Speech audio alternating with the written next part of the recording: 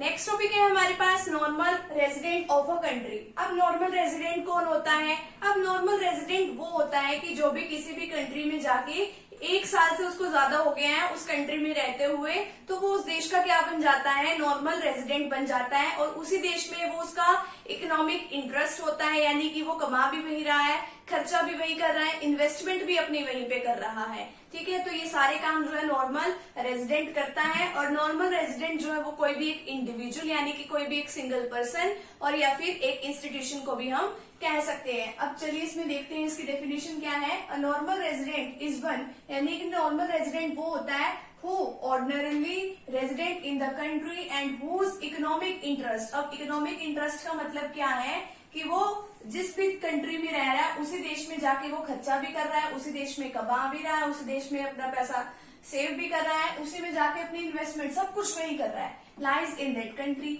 अब इसमें ordinarily resident का मतलब क्या है? अब ये एक ऐसा पर्सन होता है कि जिसको किसी भी कंट्री में रहते हुए 1 साल से ज्यादा का टाइम हो गया है। अब मान लो कि एक पर्सन जो है वो यूएसए गया हुआ है, ठीक है। अब यूएसए तो वो गया है लेकिन अभी तक उसको गए हुए सिर्फ 4 महीने हुए हैं, तो क्या उस देश का उसको नॉर्मल रेजिडेंट कहा जाएगा? नहीं कहा जाएगा।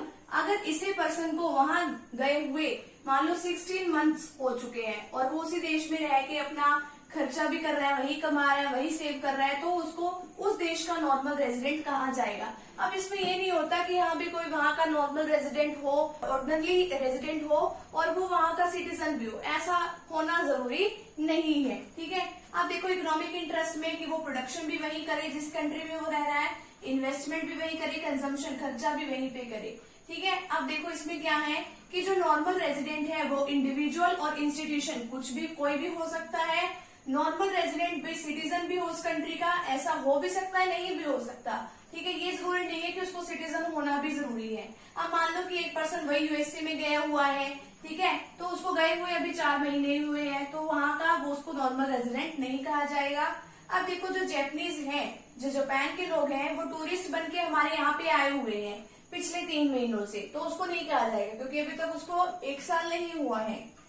नेक्स्ट है ambassador of India in abroad. अब जो एम्बेसडर है, जो यहाँ से काम करने के लिए बाहर गए हुए हैं, ठीक है, हमारी एम्बेसीज वगैरह जो होती है, तो अगर वो वहां पे गई हुई है तो वो हमारी ही, जैसे हमने पढ़ा था कि डोमेस्टिक टेरिटरी का ही पार्ट है, तो ये क्या है, तो उसमें ये एक्सेप्शनल केस होता है इसमें नॉर्मल रेजिडेंट में, तो उसको जो है नॉर्मल रेजिडेंट फिर भी माना जाएगा इंडिया का।